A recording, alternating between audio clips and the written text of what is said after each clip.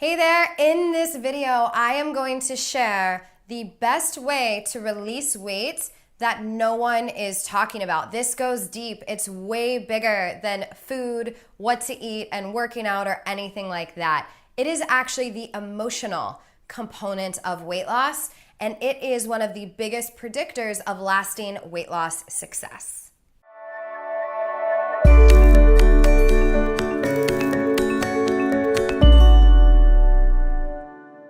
All right, so I know it's very, very common to focus on what to eat and how to move, but really there's so much information about that out there. And what I see with so many of the women that I've helped break free from binge and emotional eating, have sustainable weight loss, these kind of things, is that the more they try to focus on the food piece, the more out of control with food they feel. And I know in my journey, I struggled for 12 plus years, right? So in my journey, the more I tried to focus on the food, the crazier things got. But when I went deeper, when I really start to look at my emotional world, started to look at my physiology, the way my brain worked, I learned so much and it set me up for freedom. So I'm going to share what those things are with you today.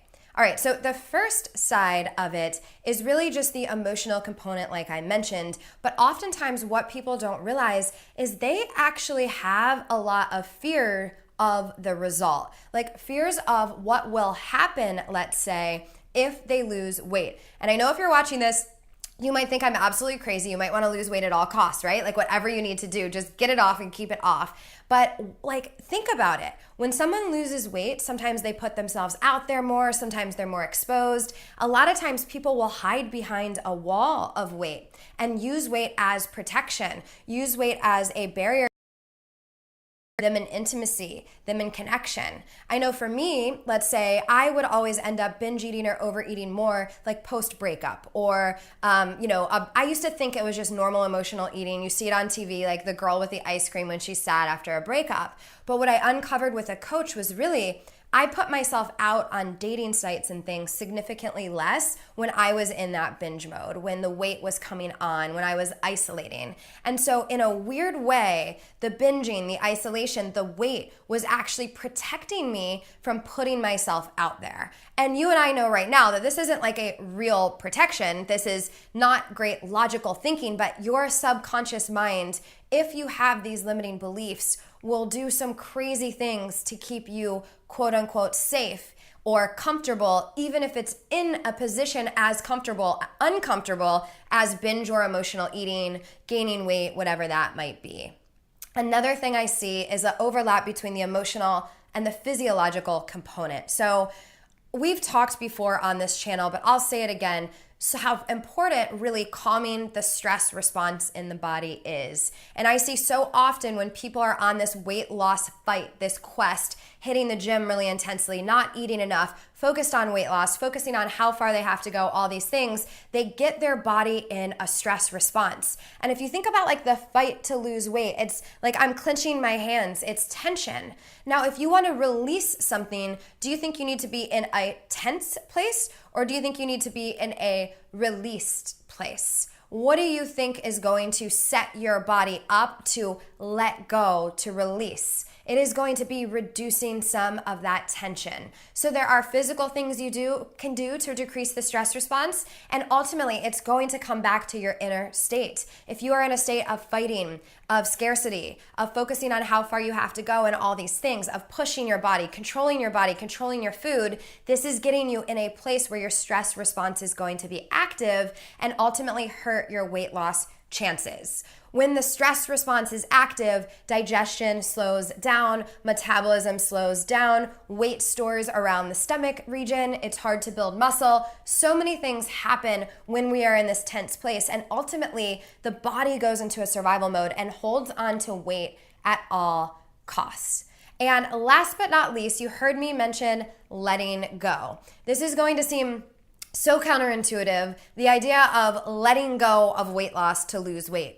Now, one thing we tell our girls in our program is you don't have to completely say, I don't care about weight loss. You don't have to forget your goals, right? But you just have to put weight loss on the shelf. And instead of just doubling down and focusing on weight loss only, which is ultimately going to kick you into survival mode and stress response, have you eat more, have you binge, have you feel out of control with food, all these things you don't want.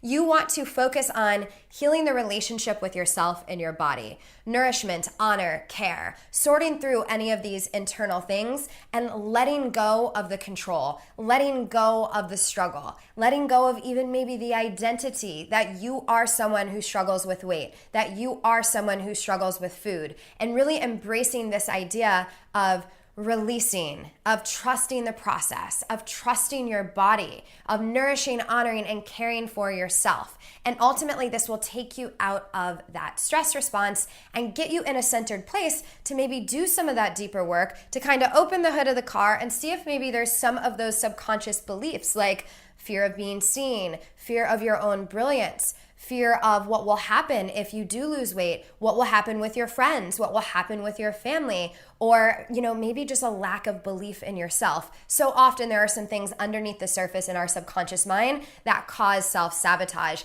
And just that alone could lead to halting your progress with healing your relationship with your body and food and your weight loss success. So I hope this glimpse into the emotional side of weight loss supported you.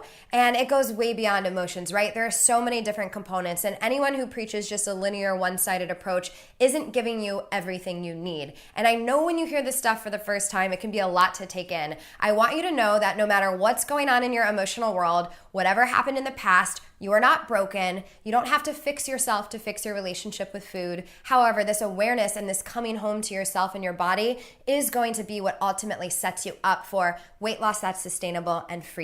So if you need more support in this area, I am here for you. My name's Brittany Brown. I know I didn't introduce myself earlier. I didn't want to make this about me. I wanted to make it about you. But I have led thousands of women through binge and emotional eating, thousands of women who have felt stuck on their weight loss journey to a place of freedom, and also turned my own struggle around. And I made you a video training to show you exactly how I did just that. So if you go to the button or the link just below this video, click it. It's going to take you to a page where you can actually receive that free video training. And I know it will support you in weight loss that lasts, freedom from any unwanted eating habits, and living a life you love in a body you absolutely adore and you feel safe and at home in. So go click that button or link, whatever's there. It might look different, caption, it might pop up on the screen, but click it, get that training, and then when you're done there, if you love videos like this, be sure to click subscribe. I am back here every Tuesday with different videos, different content, supporting you on your journey to freedom and health and happiness. So I will see you next week.